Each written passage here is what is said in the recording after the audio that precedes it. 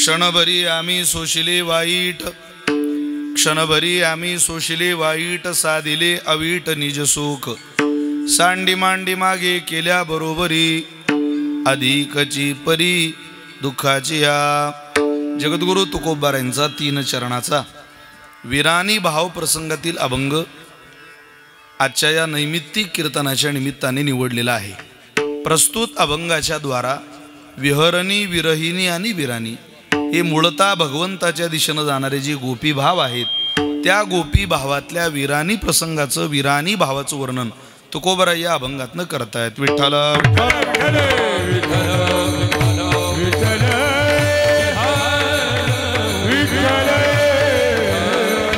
एका नैमित्तिक कारणाच्या निमित्ताने या ठिकाणी ही ओघ घातलेली भक्ती सेवा आहे, कीर्तन सेवा आहे. ज्यांच्या पुण्यस्मरणानिमित्त, वर्षश्राद्धानिमित्त आपण इथे उपस्थित आहोत. वैकुंठवासी ताईसाहेब सिंधुबाई भास्कर गाडगे यांच्या प्रथम पुण्यस्मरणाच्या निमित्ताने त्यांच्या स्वकीयांनी, त्यांच्या आप्तजांनी या गोड कार्यक्रमाचं केलेलं हे नियोजन आहे. मी मनापासून त्या संपूर्ण गाडगे परिवाराला धन्यवाद देतो. मातोश्रींचं जगणं, प्रत्येक स्त्रीची अपेक्षा असते मला मरण असं यावं. प्रत्येक स्त्रीला असं वाटतं माझ्या गळ्यात सौभाग्याचं लेणं असावं, माझ्या डोक्यावरती माझी मांग माझं सिंदुरानं भरलेली असावी, असं प्रत्येक स्त्रीला वाटतं. पण देव काही प्रत्येकाला त्या मृत्यूपर्यंत पोहोचवत नाही, ते दर्शन देत नाही. पण आपल्या पुण्याईच्या आधारावर, आपल्या पूर्वजन्माच्या आधारावर मातोश्रींना एक सुखद मृत्यू, ज्या मृत्यूची अपेक्षा स्त्री या जातीमध्ये जन्म घेतल्यानंतर प्रत्येक माऊलीला असते, ती परमेश्वराने त्यांची इच्छा पूर्ण केली. आणि आज इहलोकाच्या यात्रेचा प्रवास संपून त्यांचं वर्ष झालं. परलोकाच्या यात्रेला त्यांनी प्रारंभ केलेला आहे.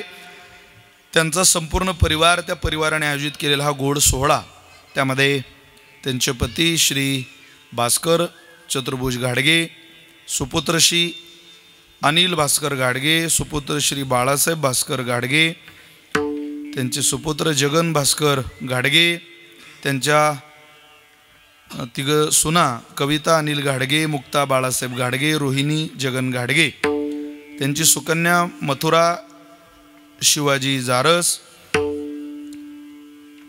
मीराबाई शिवाजी गाडगे त्यांची जाव, पुतण्या दिनकर शिवाजी गाडगे आदी करून संपूर्ण गाडगे परिवार, त्या परिवाराशी संलग्न असणारा त्यांचा आप्तेष्ट वर्ग, त्यांचे सोयरे, त्यांचे नातेवाईक, या सगळ्यांच्या चरणी मनापासून प्रणाम करून संकल्पित वेळेत या अभंगाचा काहीसा भाव आपल्या समोर मांडण्याचा प्रयत्न करतो.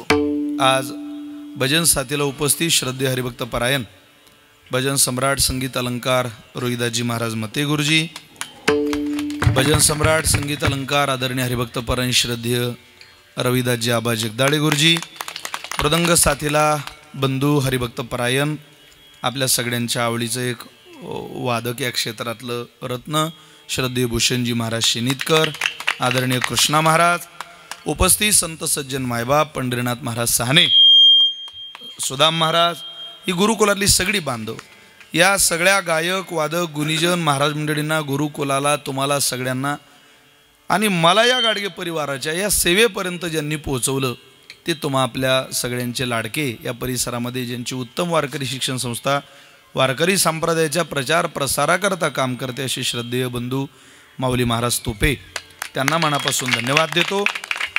आणि ईश्वर साक्ष शपथ घेतो की संकल्पित वेळेत ही सेवा आपण पूर्णतेला नेण्याचा प्रयत्न करूया. हा विठ्ठल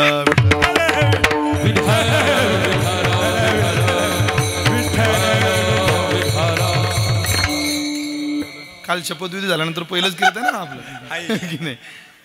आनंद आहे. आता जरा बरं वाटतंय बुवा ते सोडलं रे, की नाही? काय वातावरण बदललं एकदम, इतका पाऊस बाबा. कधी कधी असं वाटतं भगवान परमात्म्याचा अवतार झाला, बरोबर श्रावणात पावसाच्या सरी कोसळल्या, अजूनही येतो. श्रीराम प्रभूच्या अवताराला पाहतोय, भर उन्हाळ्यात झाडाला पालवी, म्हणजे अजून सुद्धा देवाच्या अवताराचं जसंच तसं सृष्टीनं टिकवलेलं आहे. त्यांच्या वेळेला योग्य वेळेवर पाणी. तुमचा माझा जन्म झाला, भर पावसाळ्यातला पाऊस गेला आणि अवकाळी पाऊस आला. आता या पावसाने त्रास आहे महाराज, हरभऱ्याला त्रास, बागेंना किती त्रास आहे, थोडा अवघड आहे. पण हरकत नाही. काल तर असं वाटत नव्हतं की संध्याकाळचे उत्सव कुठं होतील वगैरे. इतका पाऊस नाशिक शहरामध्ये काल पडला, पण गाडगे परिवाराची ही सेवा सुरळीत चालू होते, पूर्णतेला जाते. मला थोडासा यायला उशीर झाला, क्षमा करा. तुम्हाला माझी थोडीशी वाट बघावी लागली. आदरणीय रोहिदासजी महाराज मते गुरुजी मुंबईवरून येणार होते. तुम्हाला म्हटले महाराज मी थोडासा उशीर मला कदाचित होऊ शकतो, पण तुमची जबाबदारी होती ना इथं आल्यानंतर मला फोन करायची, मी आलोय बा तुम्ही या. पण ते प्रेमातले संबंध आहे, सगळे जीवाचे संबंध आहे, हरकत नाही. कधी माझ्यामुळं होतं, कधी त्यांच्यामुळं होतं. आता एकमेकांमुळं तर आपल्याला समजूनच घ्यावं लागणार आहे ना माऊली. विठ्ठल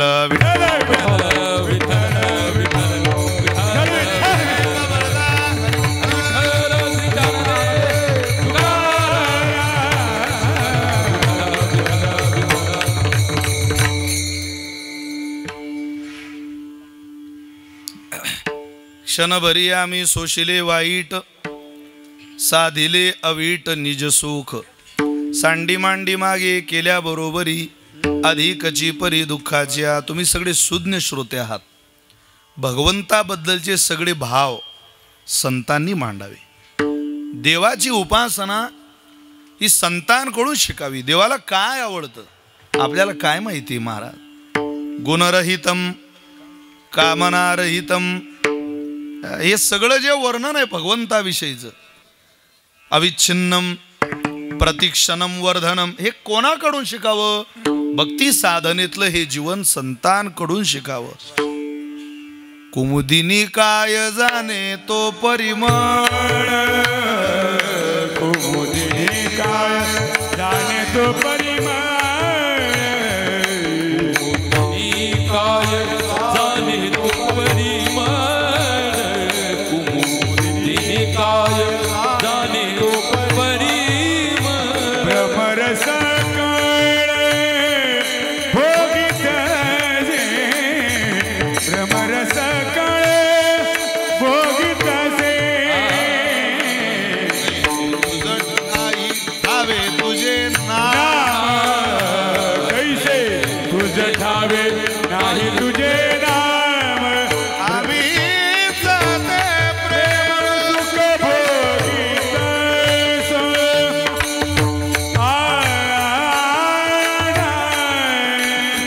आम्हीच ते प्रेम सुख भोगित सो,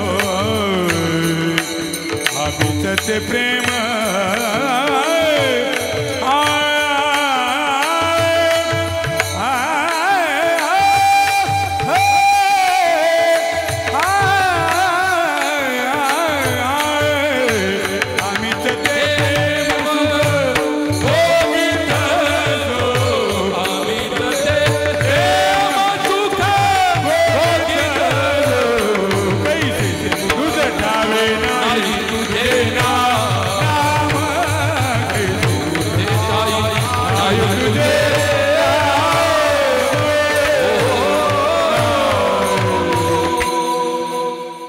जीवाला कळतं यात काय नवलंय. स्वतः भगवंताला सुद्धा त्यांनी जाणीव करून दिली. देवा अरे आम्हीच ते प्रेम सुख भोगू किंवा जाणू, आम्हाला माहिती आहे तुझ्या भक्ती सुखाचा काय आनंद आहे. कोणाला काय माहिती आहे देवा, तुलाही काय माहिती आहे रे. कुमुदिनी काय जाणे तो परिमळ, भ्रमर सकळ भोगी. तसे आम्ही भ्रमर आहे, तेथे मन माझे भ्रमर. तुकोबरे भ्रमर झाले, ज्ञानोबरे भ्रमर झाले. ते म्हणतात ना, सुंदर वचन आहे, तिथे मन माझे भ्रमर. काय विठ्ठल विठ्ठल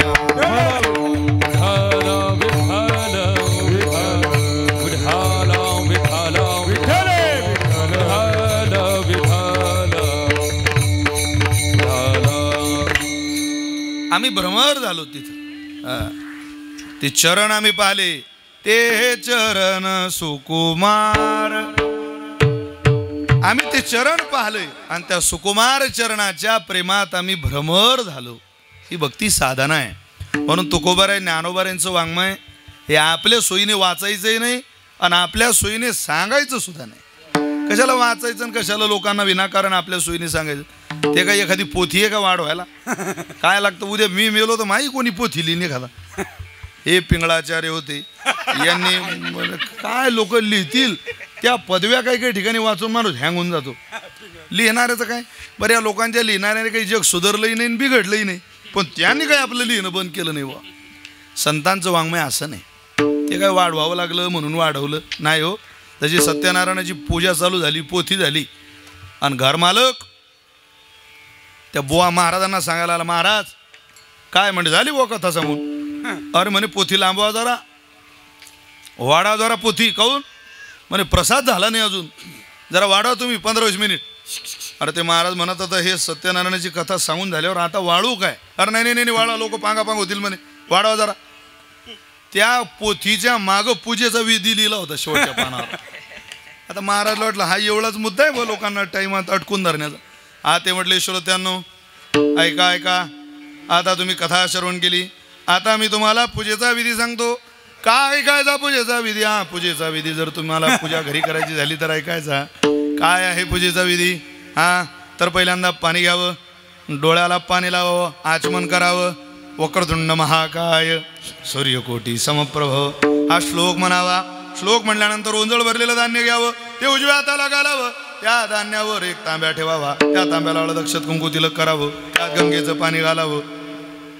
टुनिंग अशीच असते ती.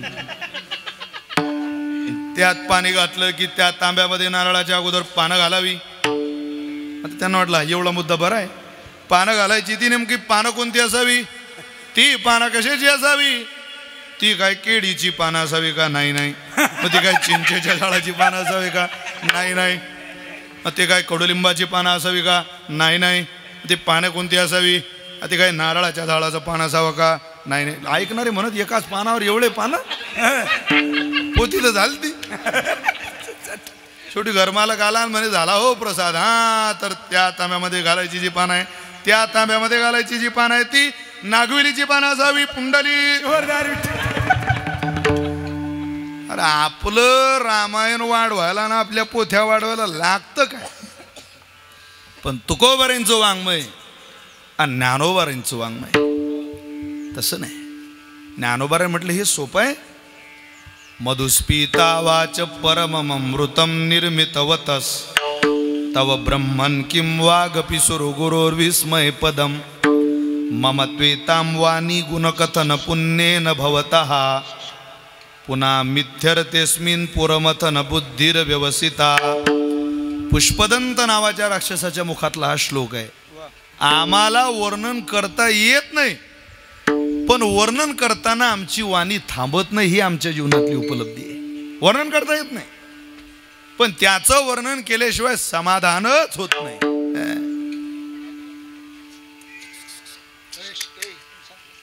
विठ्ठल विठ्ठल विठ्ठल विठ्ठल विठ्ठल विठ्ठल विठ्ठल विठ्ठल. आता नपुरे ही वाणी आमची वाणी ऐकत नाही आमचा. आता याचा अर्थ काही आजी बोलू नका, मंडळी महिला मंडळी बोलू नका, जरा शांततेत कीर्तन आहे का ना आपलं. काय घरी बसलाय का तुम्ही? विठ्ठल विठ्ठल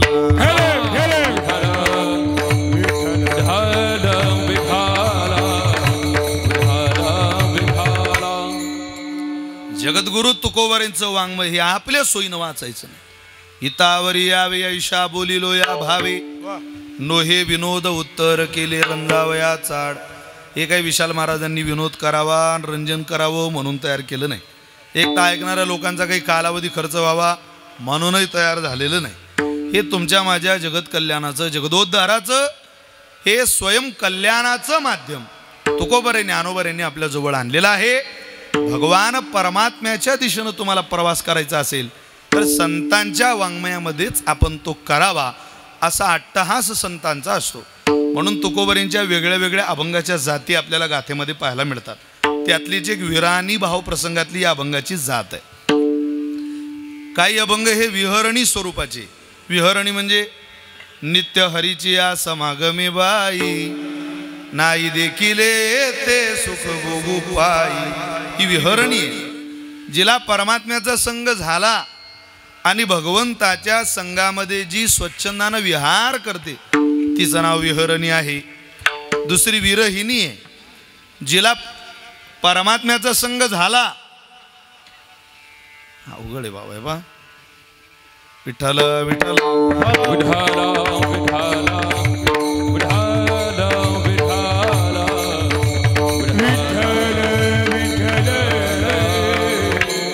जिला भगवंताचा संग झाला आणि भगवंताचा संग झाल्यानंतर अनावधानाने तिच्या चित्तातल्या निर्माण झालेल्या अहंकारामुळे देव दुरावल्या गेला. त्यावेळेला ती दुःखित झाली, व्यथित झाली.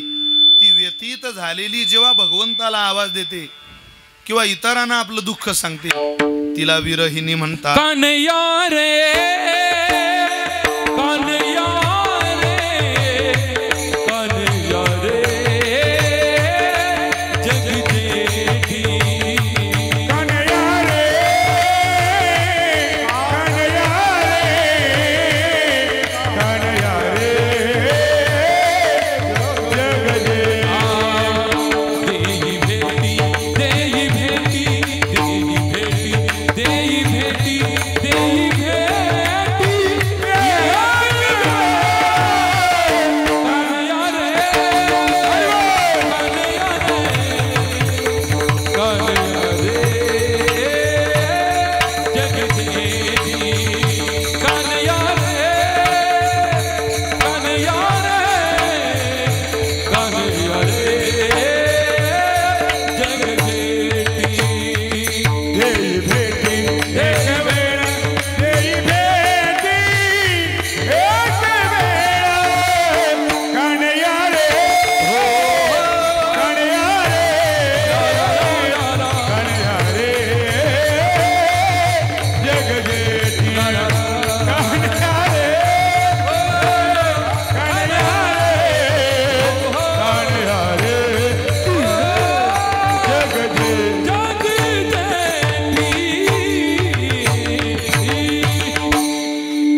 कृष्णे वेधिले विरहिणी बोले, चंद्रमा करीतो उभा रागे माये. कानया रे जगजेटी देई भेटी एक वेळा, काय मोकलिले वनी सावजानी. अहो हे सगळे प्रसंग त्या विरहिणी या पदामध्ये घाला. त्या विरहिणीच्या मुखातली ती वचन आहे, तिला विरहिणी म्हणतात. पण जिचं आज आपल्याला चिंतन करायचंय ती वीर राणी, ती वैभवाची राणी, ती बळाची राणी. भक्ती ही माणसानं बलशाली होऊन करावी. दुर्बल माणसाची भक्ती उपयोगाची नाही. नायमात्मा बलहीन लभ्य हा. बलहीन माणसाला देव कधी जवळ धरत नाही. मनुष्य बलशाली असावा. तो आपल्या व्रत वैकल्यानं उपासनेनं आपल्या केलेल्या कायिक मानसिक आणि वाचिक सेवेनं तो बलशाली व्हावा. सेवेनं वाचिक सेवेनं आणि मानसिक सेवेनं जो साधक बलशाली झाला, देव कृपा करतो महाराज. तुम्ही ते रामभद्राचार्य महात्मा पा, डोळे नाही त्यांना. तसं काय ना, ते दुर्बल आहे पण सेवा इतकी केली परमात्म्याने त्यांच्या पाठीमागं बोलू केलं. आता पंढरीनाथ महाराज दुर्बल आहे, काय ना दुर्बलता आहे ना ती, पण भगवंताने त्यांना, अहो पंढरीनाथ महाराजांना या परिसरामध्ये चांगला सन्मान आहे, आदर आहे. हे परमेश्वराच्या कृपेशिवाय कसं होतं. नाही तर अशा अवस्थेला प्राप्त झाल्यावर जगाचा आदर सोडा, घरचे आदर करत नाही तर बाकीच्यांचं काय लावलं. दुर्बल व्यवहारात चालेल मनुष्य, पारमार्थिक साधनेत मनुष्य बलशाली असावा. बलवान असला की जग जवळ येतं, तसं जग जवळ येत नाही. मनू भाकरचं नाव कोणाला माहिती होतं देशात? 2024 मध्ये आपल्याला सगळ्यांना मनू भाकर नावाची एक पोरगी माहिती पडली, जिचं वय 22 वर्षाचं. पण 22 वर्षाची मनू भाकर देशाच्या पदरात, भारत मातेच्या पदरात 2 कांस्य पदकं घालते. त्यावेळेला तिला विचारलं जातं, म्हणू 2 कांस्य पदकं या भारत मातेला तू दिली, हा कशाचा परिणाम आहे? त्या मनू भाकर नावाच्या मुलीनं दिलेलं उत्तर आहे, माझ्या वडिलांनी माझ्या हातात श्रीमद भगवत गीता नावाचा ग्रंथ दिला ना, त्या गीता माऊलीचा प्रसाद आहे. मी बलशाली झाले. ग्रंथ, संत आणि देवता उपासना पाहिली की बलशाली बनवत असतात. PhD झालेल्या माणसाला ज्ञानेश्वरी कळत नाही, 3रीतलं पोरग ज्ञानेश्वरीच्या ओवीचा अर्थ सांगतं. म्हणजे काय? हे बल आलं कुठून? ते बल केवळ भक्ती साधनेत भगवंत देऊ शकतो, अन्यत्र ते कोणालाही देता येत नाही. कार्यक्रमाच्या मानाने ते जनरेटर पडतंय लहान, एक तर लाईट नाही, कमी साऊंडवर कीर्तन, आवाजाचं कमी कीर्तनच होत नाही. त्याला आता माझी काही चूक नाही बा, आता तुमचं नियोजनात काय तुम्ही बघा. आवाजच नाही त्याला अजिबात. विठ्ठल विठ्ठल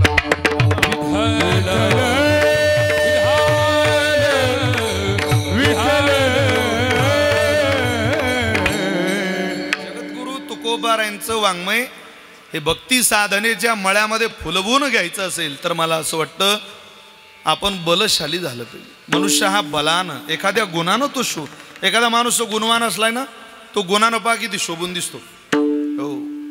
नारी लज्जया साधुश्च शमया देनु शृंगेन सरक कमलेन कमलम भृंगेन नृपो विमलेन नरो गुणेती शोभते च भुवी. या भूमीवर कोण कशाने शोभून दिसतं याचं स्वतंत्र वर्णन शास्त्रामध्ये आलेलं आहे. नारी लज्जया स्त्री आहे ती तिच्या लज्जेनं शोभून दिसते. खूप दिसायला सुंदर आहे पण लाजतच नाही. काय करतं तिला ज्यानं लाज सोडली तिला. ज्या स्त्रीचं तोंड फाटकं असतं तिचं सौंदर्य वजा होतं. खूप दिसायला सुंदर आहे पण तोंडानं फाटकी. तिच्या सौंदर्याला जगात किंमत राहत नाही, घरात किंमत राहत नाही. दिसायला सुंदर तर देह विक्रीचं काम करणारी बाई असते, तिला सन्मान कुठे जगात. मनुष्य हा गुणाने शोभायमान आहे. नारी लज्जया ती लाजाळू असेल. घरामध्ये चालताना तिचा आवाज सुद्धा येऊ नये असं म्हणतात. इतकं तिनं लाजत आपलं आयुष्य जगावं. काही बाय आता गल्लीतून गेले की असं वाटते पोकल्यान गेला आपल्या गल्लीत. मग बाहेर यावं लागतो. लोक म्हणतात अरे ते आपल्याला वाटलं, मला वाटलं शांताबाई का. नारी लज्जया मला चांगलं आठवतं, तुम्ही सगळ्यांनी ते चित्र पाहिलं असेल. जगातला श्रीमंत देश अमेरिका, त्या अमेरिकेचे राष्ट्राध्यक्ष बराक ओबामा होते तेव्हा, आणि प्रतिभाताई आपल्या देशाच्या राष्ट्रपती होत्या. प्रतिभाताई ज्यावेळेला अमेरिकेला गेल्या त्यावेळेला बराक ओबामांची प्रतिभाताईंची भेट, पहिला दौरा तो प्रतिभाताईंचा अमेरिकेचाच राष्ट्रपती झाल्यानंतर. ती भेट टीव्हीला दाखवत होते. आपण सगळे ते टीव्हीला भेट पाहत होतो. बराक ओबामांनी ताईंच्या हातात हात द्यायला हात पुढं केला आणि एका जगातल्या श्रीमंत राष्ट्राध्यक्षांनी हात पुढं केल्यानंतर प्रतिभाताईंनी सुद्धा आपला हात पुढं केला. पण हात पुढं घेऊन जाण्याच्या वेळेस प्रतिभाताईंचा डोक्यावरचा पदर खाली आला. आता येतोच तो पदर, काय कायम डोक्यावर थोडीच राहणार आहे. पण पुढं गेलेला हात प्रतिभाताईंनी मागं केला. त्यांना राग येईल का वाईट वाटेल का याची पर्वा केली नाही. आधी डोक्यावरती पदर घेतला आणि बघ बराक ओबामांच्या हातात हात दिला. त्याचं कौतुक बराक ओबामांनी केलं होतं. हे फक्त भारतातली महाराष्ट्रातली स्त्री करू. याला म्हणतात नारी लज्जया. मनुष्यानं लाजणं खूप गरजेचं आहे. ते माणसानंही स्त्री नाही का. निदान लोकांतामध्ये एकांतामध्ये बसल्यानंतर विनाकारण आपण आपल्या वाणीचं तप घालून घेऊ नये, त्याकरता लाजू. आपण जर पाप केलं तर जग आपली लाज काढेल म्हणून लाजू.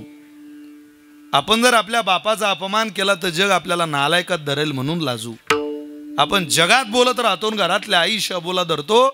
2 शब्द आईशी रोज बोलायचं सकाळ संध्याकाळ. या गोष्टीला लाजू. लाजणं गरज झाली आज. अरे घरात आल्यानंतर आपण मोबाईल चालत बसलो आणि पोरांकडे दुर्लक्ष केलं तर आपली पोरं आपल्याकडे पाहणार नाही. ते हातात मोबाईल घेऊन त्यांचं जीवन व्यतीत करतील. आपण पोरांच्या समोर आपल्या हातातला मोबाईल घ्यायला लाजू. लाजा. घ्या या शास्त्राच्या वचनातून थोडीशी सोय आपली करून घ्या. नारी लज्जया ती लाजेनं शोभून दिसते. साधुश्च शमया. संतांकडे क्षमा नावाचा गुण असावा. मुक्ताबाई म्हणतात ज्ञानदादा, अरे जीभ दाताने चावली म्हणून काही कोणी बत्तीशी पाडतं का. जीभ दाताने चावली कोणी बत्तीशी. अरे कोण पाडतं बत्तीशी. साधुश्च शमया. तुम्ही क्षमा करा. नारी लज्जया साधुश्च शमया.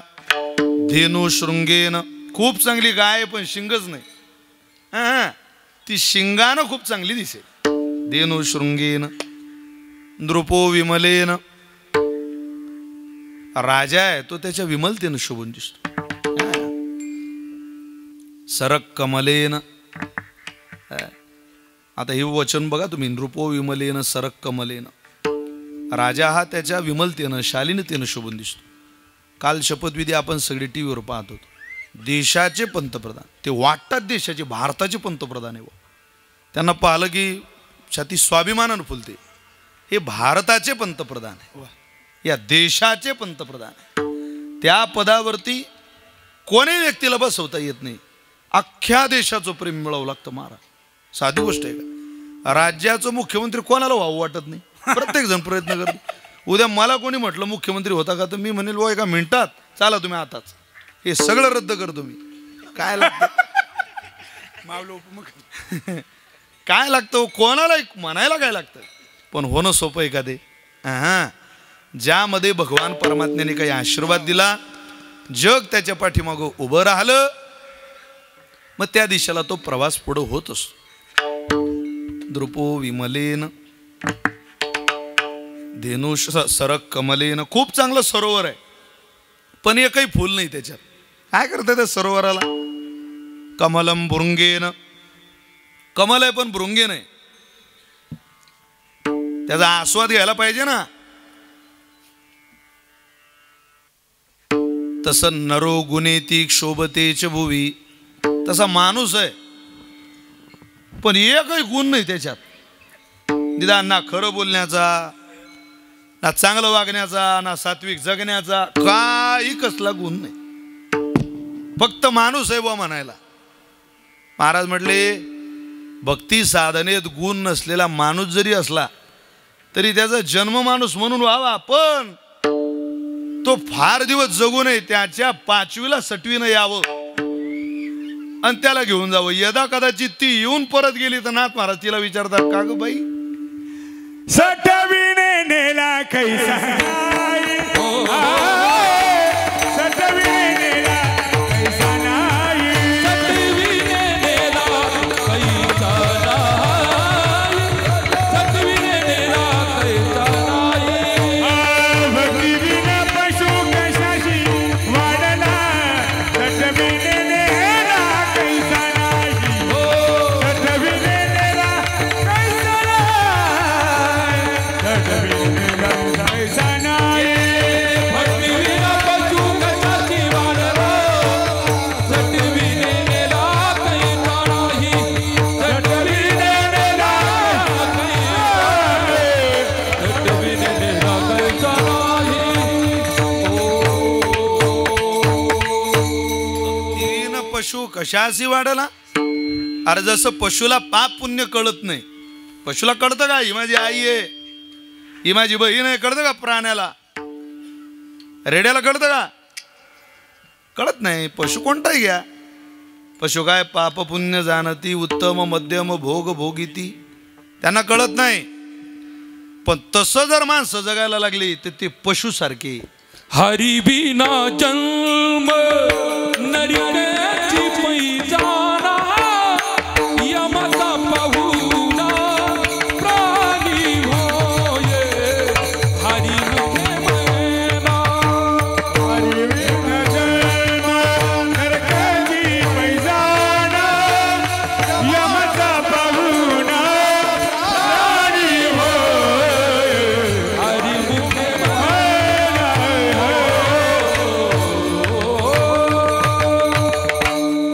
भगवंताच्या वास्तव्याशिवाय जगणं, ते जगणं नाही. ज्ञानोबारे म्हटलं हरिवीन जन्म नरकची पैजाना. नरक आहे ते.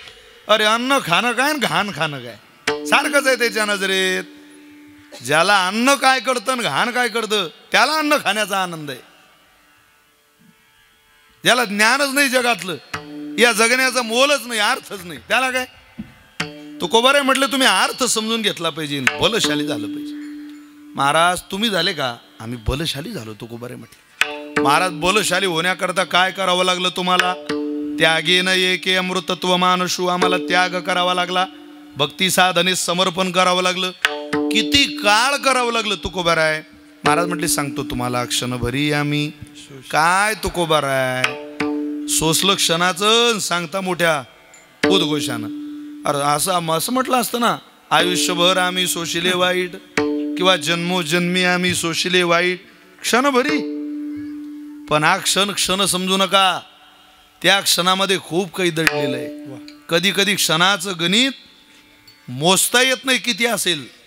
जवळचे मित्र भेटावे 10 वर्षानं, खूप चांगली भेट व्हावी, आळंदीत गुरुजींजवळ सोबत राहायला संस्थेत असावं किंवा रामकृष्ण बाबा लवितकरांच्या आश्रमावर सोबत राहावं गुरुजींच्या आज्ञेमध्ये 5 वर्ष, आणि मग 5 वर्षानंतर दोघा विद्यार्थ्यांची भेट व्हावी. माऊलीन ते भेटले बाबा, माऊली आहे काय मग भेट झाल्यावर अरे आपण सोबत होतो, किती दिवस झाले आपल्याला भेटायला, आणि ते बाबांचं बोलणं, बाबांचं ते सगळं आपल्याला दिलेला आशीर्वाद सगळं आपल्याला बाबांचं ते आठवतं.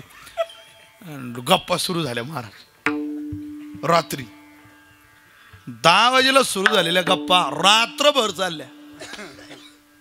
आई होती, पहाटे आली, पोरो हो अरे आंघोळ करून घ्या, उशीर झाला.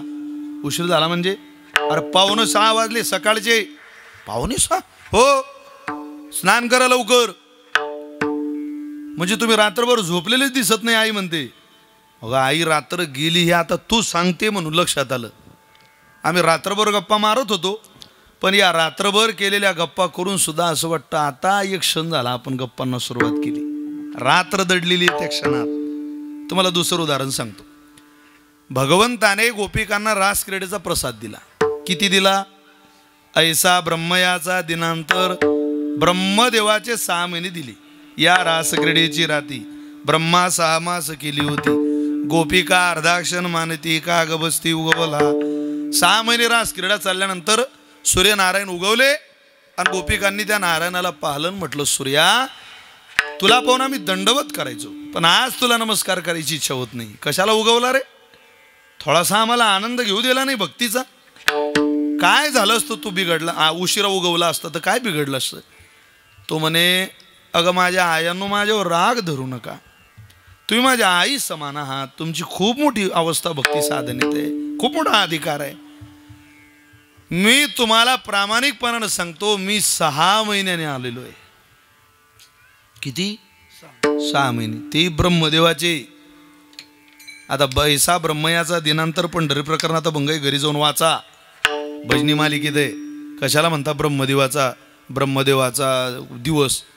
असे 6 महिने ब्रह्मदेवाची ती रास क्रीडा चालली.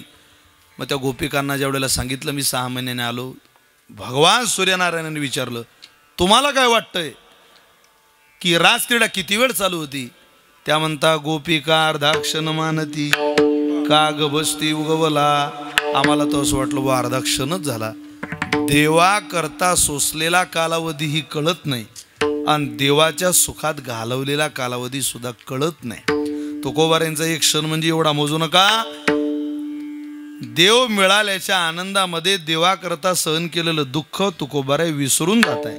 महाराजांना आठवत नाही मी अगोदर काय सहन केलं. तुकोबारे म्हटले आता आम्ही त्याच्याकरताचे जे सहन केलेलं आहे ते तो प्राप्त झाल्यानंतर जे मिळालं ते काही अलौकिक आहे, आगळं वेगळं आहे. त्या निजसुखाच्या आनंदामध्ये आम्ही रममान झालो. तुकोबारे आम्हाला सांगा ना महाराजांचं भक्ती साधनेतलं प्रेम किती कालात आम्ही सहन करून हे सगळं मिळवलं ना, साध्य काय त्या सहन केलेल्याच्या मोबदल्यात.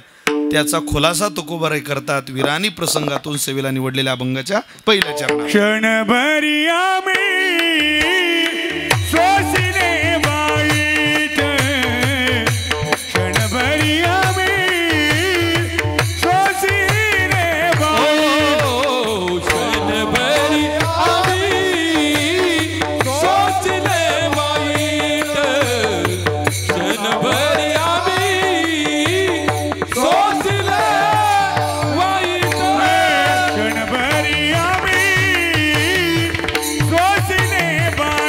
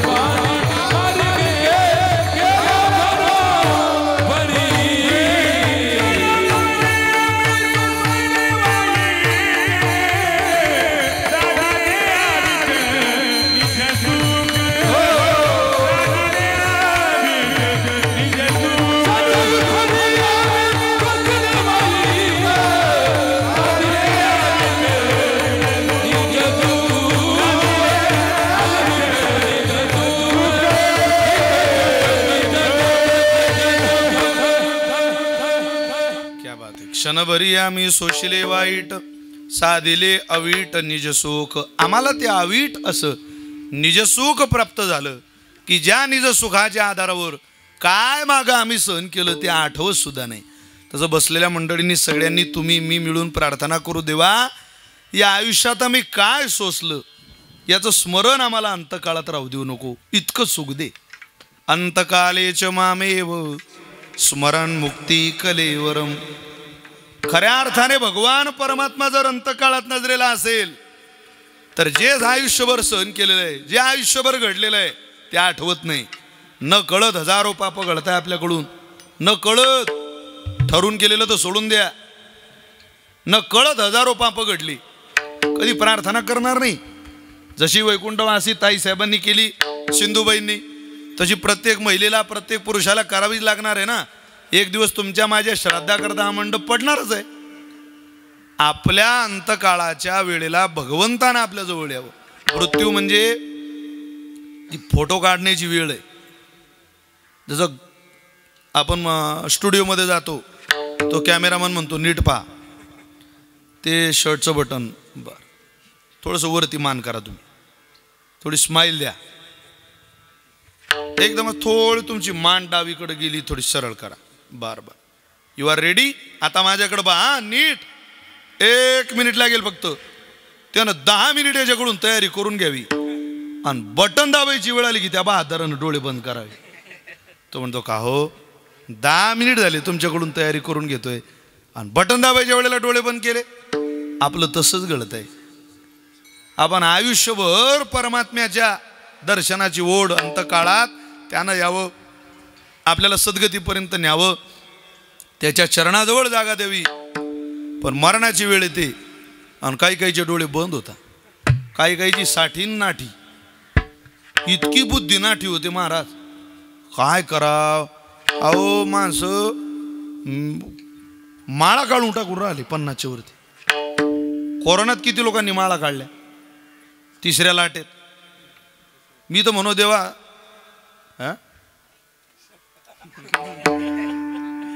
बोलले ना काहीतरी. एकदा बोलल्यावर माणसानं हिंदू हृदय सम्राट बाळासाहेब ठाकरेंसारखे शब्द मागं घेऊ नये, नाही तर बोलू नये. विठाला विठाला. लाटेमध्ये महाराज काही माळा काढून घातल्या, काढून ठेवला, अटकून ठेवला. मी तर म्हणू पुढची लाट जर आली तर सगळे माळा काढणारे लंबे लागले. यातला एक वाजता कामा. विनोदाचा भाग सोडा, पण परिस्थितीच आहे. काही काहींची बुद्धी परमार्थ करण्याकरताच प्रवृत्त होत नाही. काय पाप असेल देव जाणे त्यांचं. काही काही अजून पंढरपूर आलं नाही, एसटी फुकट झाली तरी गेले नाही पंढरपूरला. तरी माणसं सासरवाडीच्या चकला मारून आले. अरे काय मरायला जातो का तिथं. कुठं वेळ खर्च करावा कळत नाही. काय अवघड आहे. आपण आपल्या अंतकाळाची सोय सगळे मिळून करूया. आपल्या संतांनी आपल्या पूर्वजांनी आपल्याला त्याची जाणीव करून दिली. जरी करणे असेल गोड की शेवट गोड गा. तुम्हाला आयुष्याचा शेवट गोड करायचा आहे ना, सुरुवात तुम्हाला आज करावी लागेल, आता करावी लागेल. आणि जर केली नाही करशी देवा विनाश, करशी देवा विनाश, करशी देवा विनाश, होईल निराश,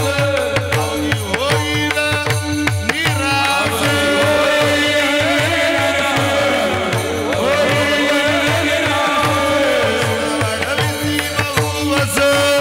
कृष्णा वाढविसी बहुवस,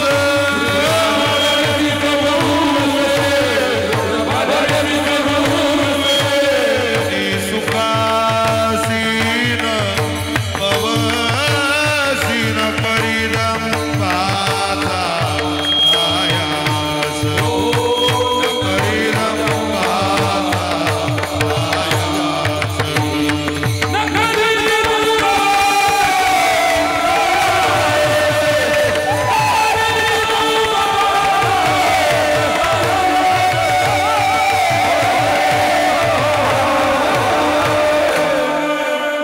देवा विनाश, अवघी होईल निराश, तृष्णा वाढविसी बहुवस, कधी सुखाशी न पवशी, तू कधी सुखापर्यंत जाऊ शकणार नाही बाबा. देवाला सोडून तू कोणाची अपेक्षा धर, कोणाचीही. काय माणसं आमचे पाय धराल मागं पुढं पाहत नाही. महाराज सांगा बुवा काही, 2 पोरं आहे, एकाचं झालं एकाचं बाकी आहे, करा काहीतरी. म्हटलं तो काय करतो? तो 25 वर्षाचा आहे म्हणे. बरं बरं काय करतो? सध्या तरी घरी. म्हटलं राहू द्या, तसंच आपल्या गावाची शोभा आहे ती. काय त्याचं एखाद्या गरीबाच्या पोरीचं जीवन उद्ध्वस्त करतात, निदान त्याचं बी पोट भरण्याची अक्कल त्याला नाही, आणि कशाला लग्न करता? अरे स्वतः कष्ट करून स्वतःचं पोट भरण्याची सुद्धा ज्याला ज्ञान नसेल त्याचं लग्न करायचंच कशा करता? मी या मताचा माणूस. मुली आहे ना बिचारा, स्वतःच्या पायावर पुरी उभ्या राहिल्या, पुरी विमान चालवतात, पायलट झाल्या, ड्रायव्हर झाल्या, एसटी ड्रायव्हर पुरी झाल्या, कंडक्टर मुली झाल्या. स्वतःच्या पायावर कोणाला वाटत नाही घरातली लेक बाय बाहेर कामधंद्याला पाठवावी. पण अनेक गरीब महिला, अनेक गरीब स्त्रिया, तारुण्यात वैधव्य प्राप्त झालेल्या महिला रिक्षा तरी घेतली, काही व्यवसाय तरी चालू केला, व्यापार तरी चालू केला, आणि ती तरणी पोर पाहिजे फक्त डमी पुरते मर्यादित ती डम्या वाटायला. डम्या उमेदवार उठायच्या अगोदर हे जागे होता उमेदवाराच्या घरी, आणि उमेदवाराला म्हणता साहेब आज जास्त गाव घे नाही बरं, हो काळजी. तो उमेदवार म्हणते जाऊ दे ना, आपण आपलं लीड चांगलं, तू काऊन थान घेऊन राहिला मला समजत नाही. उलट तुले पाहिलं की मला टेन्शन येते की तू निदान याच बाजू नाही की नाही बा. अरे आचारसंहिता लागायच्या अगोदरच हे खादीचे 2-2 ड्रेस शिवून घेता. बापा बापा काय पार्ट्यान, काय ते ताल, यंदाच्या निवडणुका लय अवघड आहे महाराज. म्हणजे विशेष वारकरी संप्रदायच असा एकमेव संप्रदाय आहे जे जो बोलतो ते जगतो, नक्की नाही. जगातल्या कुठल्याच व्यक्तीने वारकरी संप्रदायाला आपलं तत्वज्ञान सांगायचं, कोणी सांगायचं? वारकरी संप्रदायाने जगाला सांगायचं, विश्वाला सांगायचं. कारण या संप्रदायाचा स्वीकार करणारा विश्वविख्यात राजा शिवछत्रपती झाला.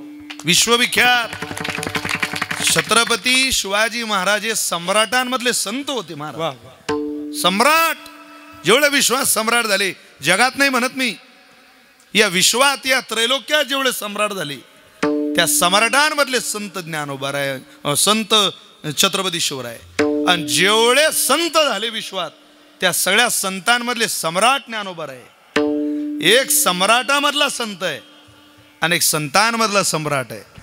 या दोघींची जोड झाली म्हणून तुकोबारायांचं स्थान कलशस्थानी गेलं आणि वारकरी संप्रदायाचा विचार वसा महाराष्ट्राच्या घराघरापर्यंत, अंतःकरणापर्यंत पोहोचला. इथं बालक जन्माला आलं तरी भजन करावं वाटतं, आणि आपल्या आईला स्वर्गवास झाला तरी भजन कीर्तन करावं वाटतं. या वारकरी संप्रदायाची विशालता आहे. त्यामुळं असं रंजन बिंजन म्हणून आपल्या समाधानाकरता, आपल्या आईच्या, आपल्या स्वतःच्या, भले जितका वेळ थोडा वेळ जाईल, दूध थोडंसंच घ्यावं पण बिना पाण्याचं. दुधाचा ग्लास भरून आणला आणि 50च ml त्यात दूध, बाकी सगळं पाणी. काय करतात त्याला? थोडे परी निरे, थोडंसंच पण स्वच्छ. काय माणसं खूप थापट पसारा परमार्थ करतात, कामाला एवढं येत नाही. आपल्याला नाही जमलं नाही एवढं, काय नाटक करू नका. ज्याची सेवा आपण करतो त्याला चष्मा लागलेला नाही एवढं ध्यानात ठेवा. एवढीच करा पण इमानदारीनं करा. नाटक कशाला करायचं?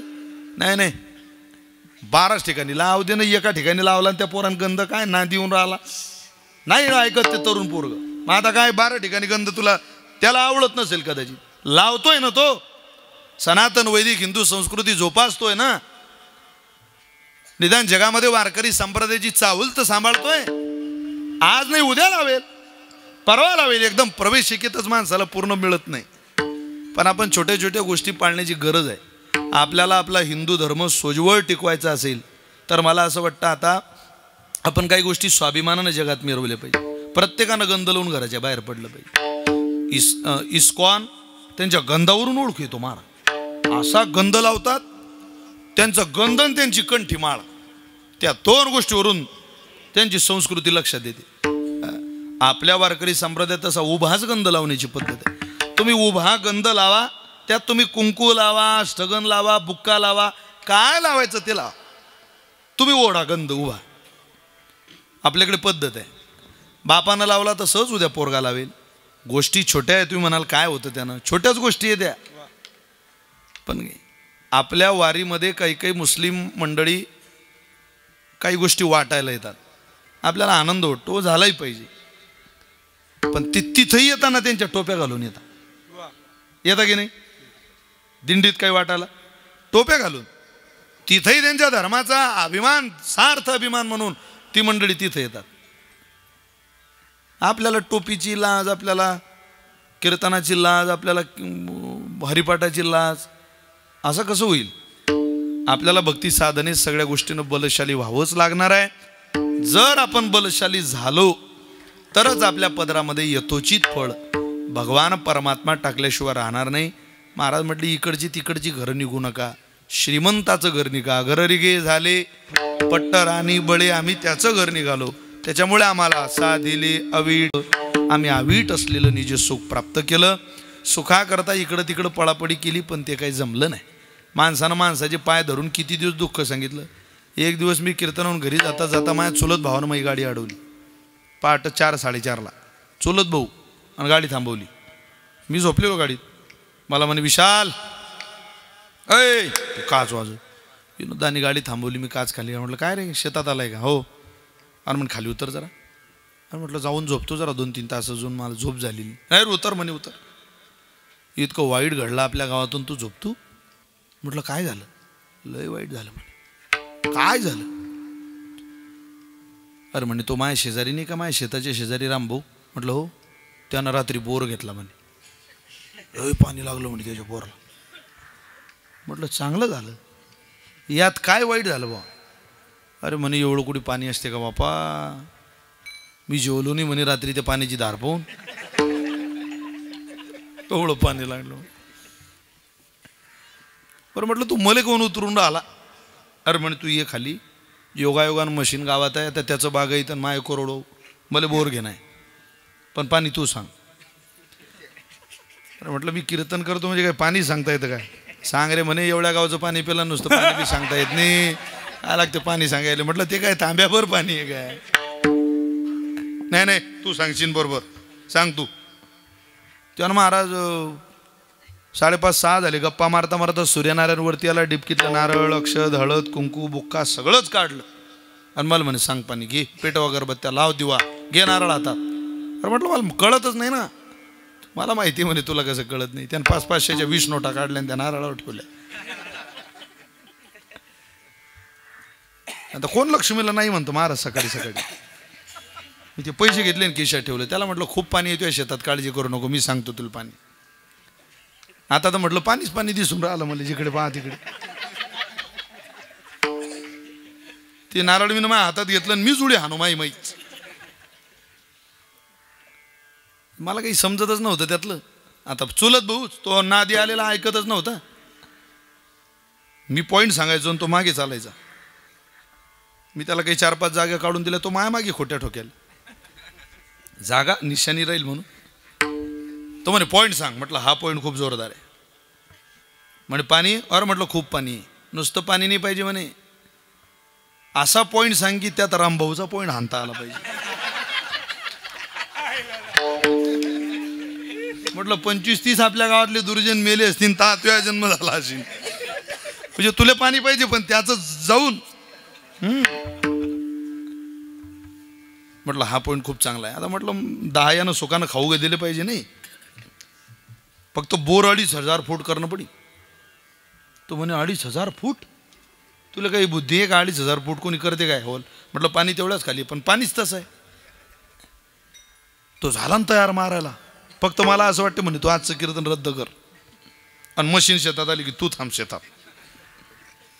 ती गाडी आली, बोर चालू झालं, 1000 फूट झालं, 1200 झालं, 1500 झालं. पाणी कशाला लागे ना पिंपळगाव. पाणी नाही, नुसता फफुटा. 2000 फूट बोर झाल्यावर तो माझ्या जवळ आला.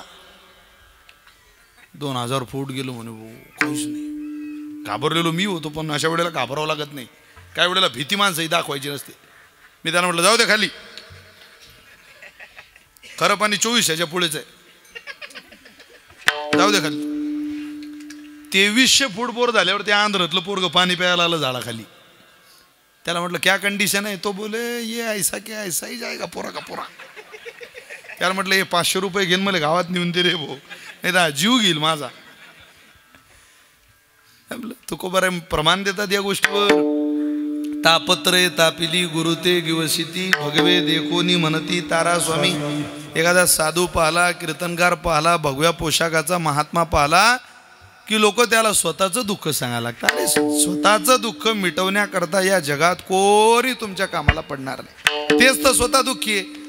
तुम्हाला दुःख मिटवायचं असेल, आत्यंतिक दुःख निवृत्ती आणि परमानंदाची प्राप्ती करून घ्यायची असेल तर एकच पर्याय आहे, परमात्मा मिळवणे.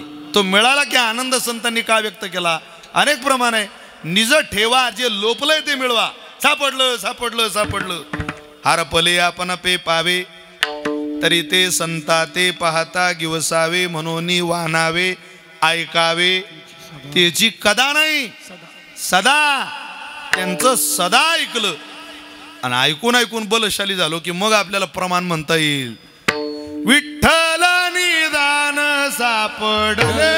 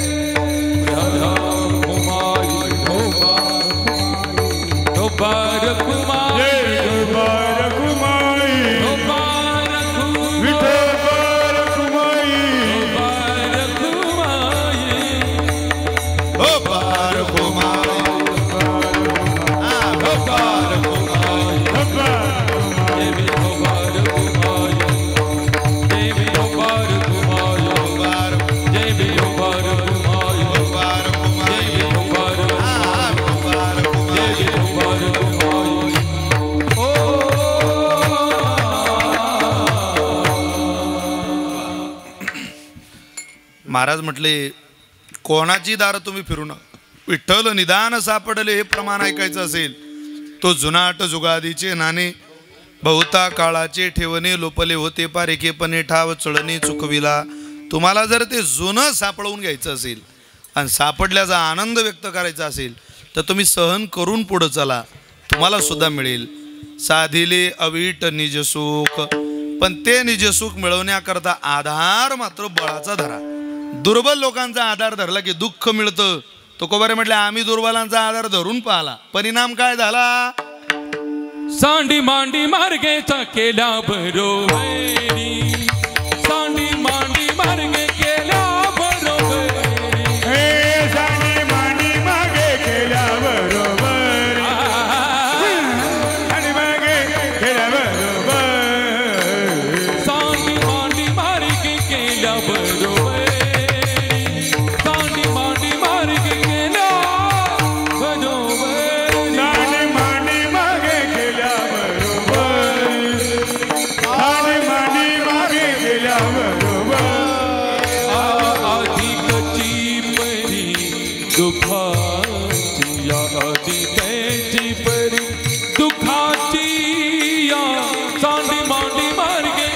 केल्या बरोबरी सांडी मांडी मार्गे केल्या बरोबरी आधी कशी परी दुःखाची आधी कशी परी दुःखा सांडी मांडी मागे केल्या बरोबर सांडी मांडी केल्या सांडी मांडी मार्गे केल्या बरोबरी आधी कधी बरी दुःखाची आधी कधी बरी दुःखाची दुःखाची सांडी मांडी मागे केल्या बरोबरी अधिकची परी दुःखाची या. जगद्गुरु तुकोबाराय म्हणतात, अहो आम्ही खूप आधार धरला, पण मायेच्या आधारातली जी साधना आहे ती आम्हाला समाधान देऊन गेली नाही, उलट त्या साधनाने आम्हाला त्रास दिला.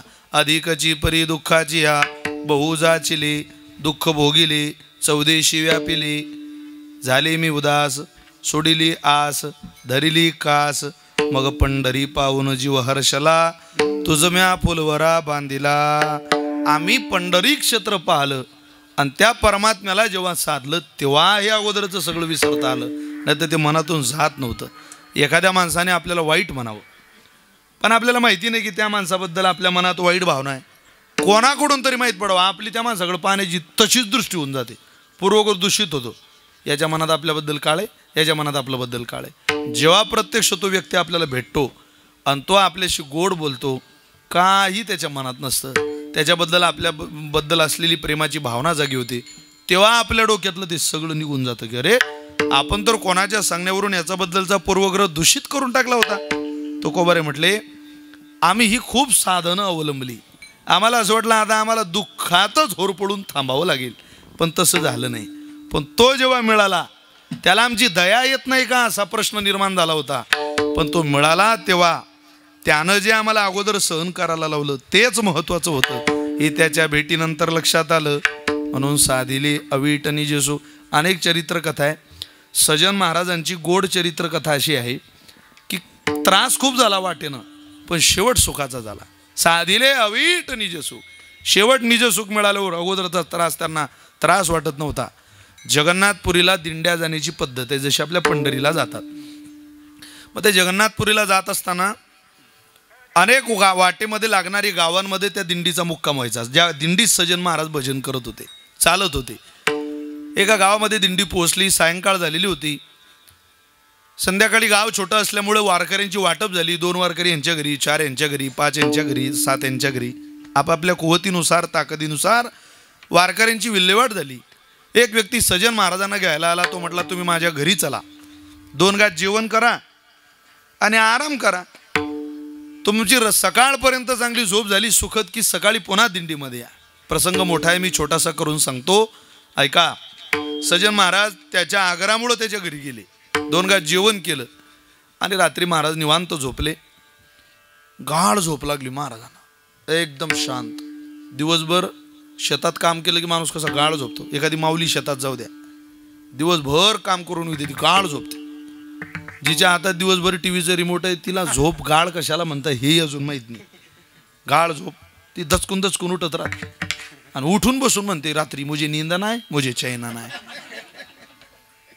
आता मी तर रोज सांगतो तिला, असं म्हणावं वाटतं की बाई तुम्ही कांदे लावायला या जरा. तुम्ही कांदे लावल्यावर 3 दिवस झोपसान, 3 तुम्हाला उठवायला इंजेक्शन देणं पडेल. तुम्ही उठून कोण राहिले नाही बुवा, चालणार ना. हे आमचे मते गुरुजी पायी आले होते मुक्ताबाई सोबत चालायला. त्यांना विचारा पायी चालल्यावर झोप कशी लागते. फुल पाण्यात जेवण, फुल पाणी, दिवसभर चालायचं. आणि 2 तास चालला माणूस दररोज, 2 तास, 1 तासभर तुम्ही चाला. असं शरीर घामाने लतपत झालं की आरामाचा आनंद वेगळा आहे. आता ज्याला एसीत घामच येत नाही त्याची झोप डिस्टर्ब, त्याचं जेवण डिस्टर्ब, सगळं तुम्ही पहा. आपली तर फील्ड फार डिस्टर्ब आहे महाराज. आपलं सकाळी चालणं होत नाही, संध्याकाळी निवांत वेळेत. संध्याकाळची वेळ खूप चांगली वेळ आहे, संध्येची वेळ. कधी आपण रिलॅक्स बसलेलो अशा मित्रांबरोबर गप्पा मारून, पायावर पाय टाकून, काय चाललंय, काय गाडी कोणती घेतली आणि काय असं होत नाही महाराज कधीच, कधीच नाही. मला तर आठवत नाही मी संध्याकाळी 8ला 7ला 9ला कधी झोपलो आठवत नाही मला. आता आठवतच नाही ते आपल्या नशिबी. मग एखाद्या दिवशी तू म्हणा आठवण्याकरता राहून पा, राहिलो तरी मला लागत नाही झोप. एक दिवस तुम्हाला रात्री झोप लागत नव्हती, मी माझ्या बायकोला उठवलं, म्हटलं उठ. ते म्हणे तुम्ही झोपूनच नाही राहिल्या. म्हटलं ते बुक्क्याची डबी घे आणि असं बोट लाव मला जरा आणि एक नारळ माझ्या हातात दे तू. ते म्हणे काय तुम्ही असं करता. म्हटलं हो तू करून पाय. दिलं माझ्या हातात, 5 मिनिटात झोपलो मी. काय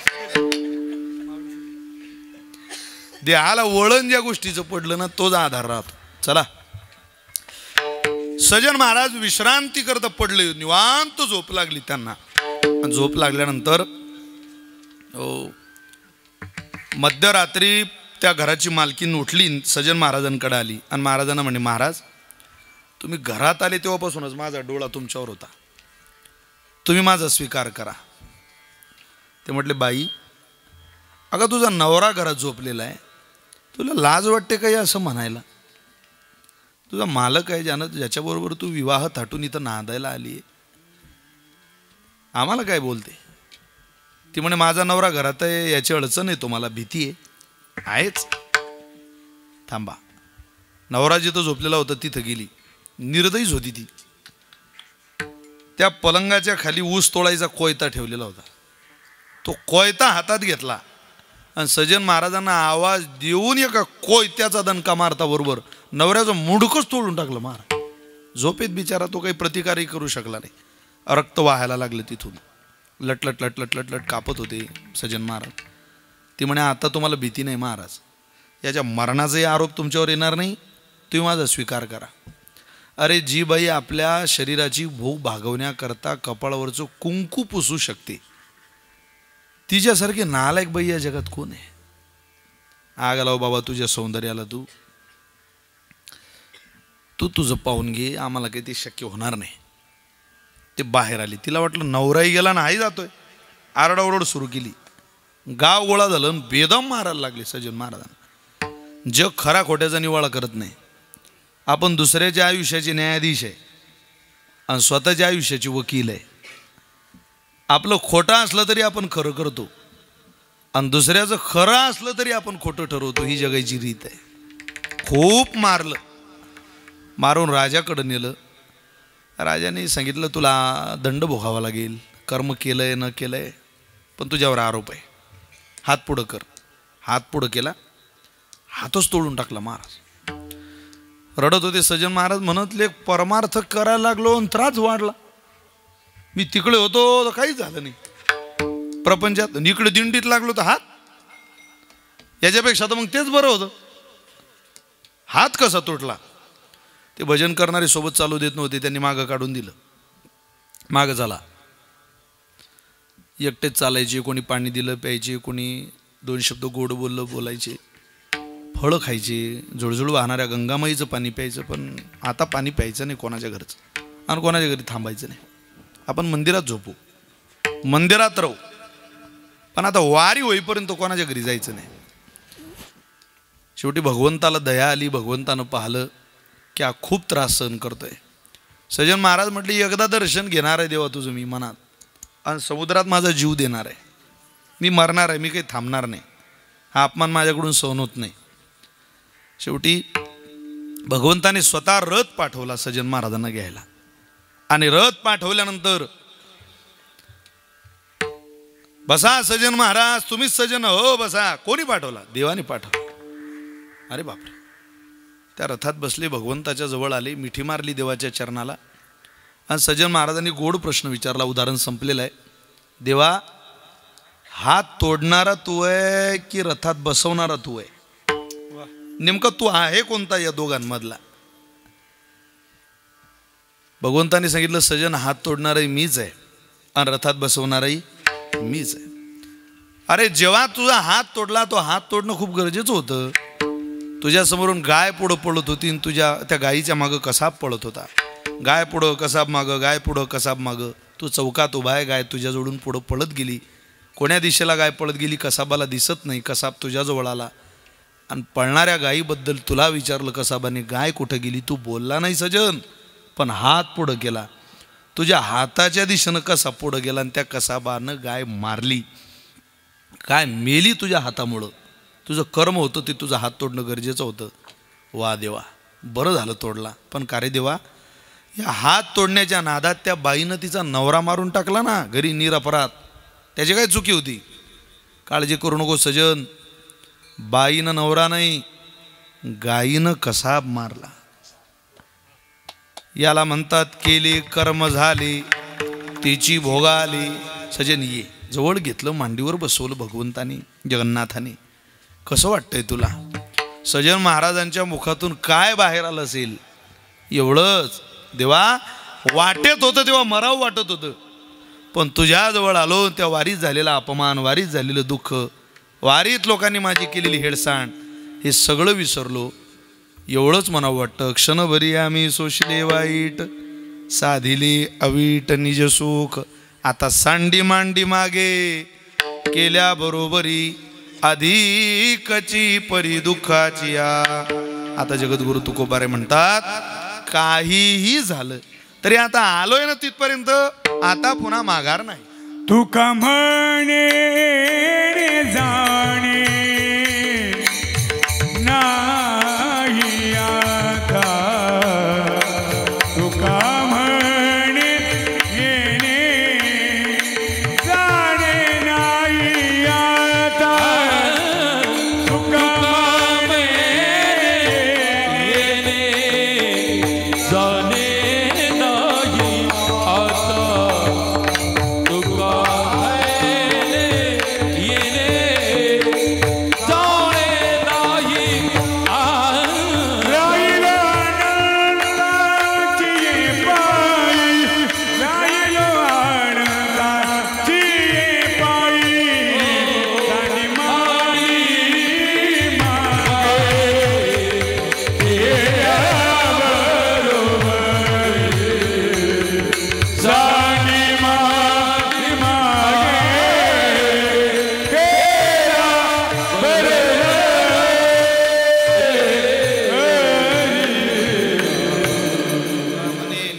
नाही आता, राहिलो अनंताची पायी.